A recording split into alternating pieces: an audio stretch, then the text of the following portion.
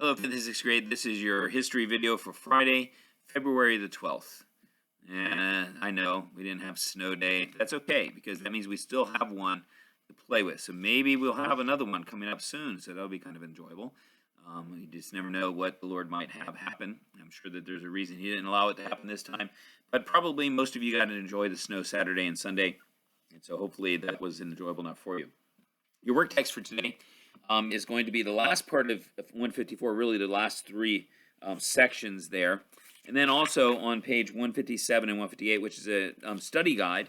So you can really use 153, 154 to help you to fill in a lot of those things for the on that study guide anyway. And so we'll go ahead and start reading. It's only 2 pages today, 220 and 221. And so if you look there, starting on 220, it talks about rebuilding the city. During the Nika revolt, much of Constantinople was looted and burned. Taxes increased even more to pay for the damage. Justinian took advantage of the opportunity to make the city more beautiful than it had been before.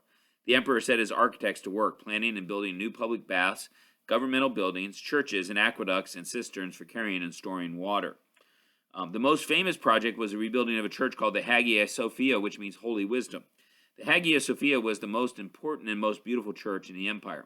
The church was built in the shape of a cross. Over the center of the church, the builders erected a magnificent dome that reached 184 feet above the floor.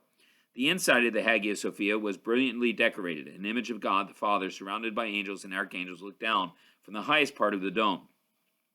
Many of these images were mosaics made of 1,000 pieces of colored glass, stone, or other materials, and it is also your secret word, mosaics. The final years and legacy. Under the command of Belisarius, the Byzantine army conquered surrounding lands, including the Italian peninsula and parts of northern Africa. Some people believe that Justinian may have become jealous of the success Belisarius had in the Italian peninsula. Justinian removed the general from power and imprisoned him. Without Belisarius, Justinian lost control of the Italian peninsula. A new general led the army in conquering Spain and eventually conquered the Italian peninsula once again.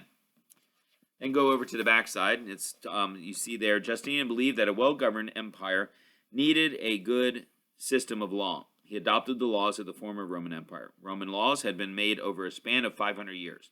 There were so many that no one could learn them all. Justinian appointed 10 scholars to simplify the laws so they would be easy to understand.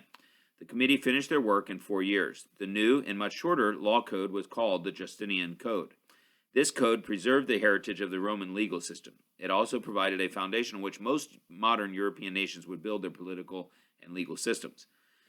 Justinian's 38 years on the throne marked a golden age of Byzantine culture. The Byzantine Empire experienced vast improvements in the government, the law, and the economy. He conquered every country his armies attempted to take. Leaders of surrounding nations recognized his power. Even so, Justinian left his successors with many problems. He had neglected the defense of his empire's eastern and northern borders. He also left the empire financially drained because his military campaigns and massive building programs were extremely costly. Justinian took the Byzantine Empire to the height of glory, but left it on the brink of ruin. All right? So that is your reading for today, and I hope that you have a good weekend. We'll see you on Tuesday. Monday is a holiday. Bye.